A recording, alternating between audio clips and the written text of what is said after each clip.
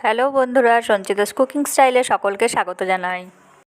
আজকে নিয়ে এসেছি পটল পোড়া রেসিপি। এটা ভীষণই চটপটা মজাদার একটা রেসিপি। রেসিপিটা তৈরি করবার জন্য আমি এখানে কয়েকটা পটল নিয়ে নিয়েছি। পটলগুলো খুব ভালোভাবে ধুয়ে নিয়ে আমি শুকনো কাপড় দিয়ে মুছে নিয়েছি। এবারে একটা শিকের মধ্যে আমি পটলগুলো মাঝখান থেকে এরকমভাবে ঢুকিয়ে নিয়েছি। এই দেখুন, এরকমভাবে মাঝখান থেকে ফুটো করে করে আমি পটলগুলো সব ঢুকিয়ে নিয়েছি। এবারে আমি এর মধ্যে দিয়ে দেবো সর্ষের তেল।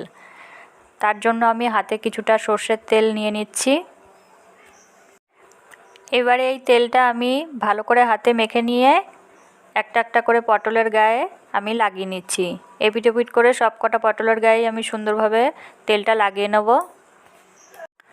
এই দেখুন, খুব সুন্দরভাবে আমি পটলের গায়ে তেলটা লাগিয়ে নিয়েছি।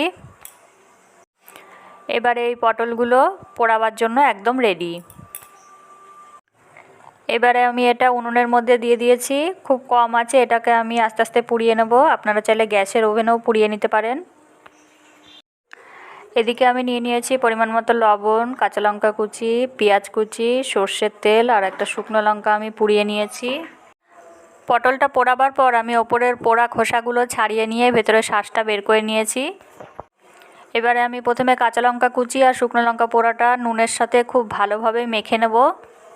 এতে করে পটলের সাথে লবণ আর ঝালটা খুব ভালোভাবে মিশে যাবে। এবারে আমি আস্তে আস্তে পেঁয়াজ কুচি আর সর্ষের তেলটাও এর সাথে মেখে নিচ্ছি। এই পটল পোড়ার রেসিপিটা ভাত বা রুটি দুটোর সঙ্গেই ভীষণই ভালো লাগে খেতে। খুব ভালোভাবে এটা মাখা হয়ে গেছে। এবারে এটা পরিবেশন করার জন্য একদম তৈরি। যদি ভালো লাগে বন্ধুরা, তাহলে চ্যানেলটি সাবস্ক্রাইব করবার অনুরোধ রইল আর পাশে থাকা বেল আইকনটি অবশ্যই প্রেস করবেন। দেখা হবে বন্ধুরা আবার নতুন কোনো রেসিপি নিয়ে।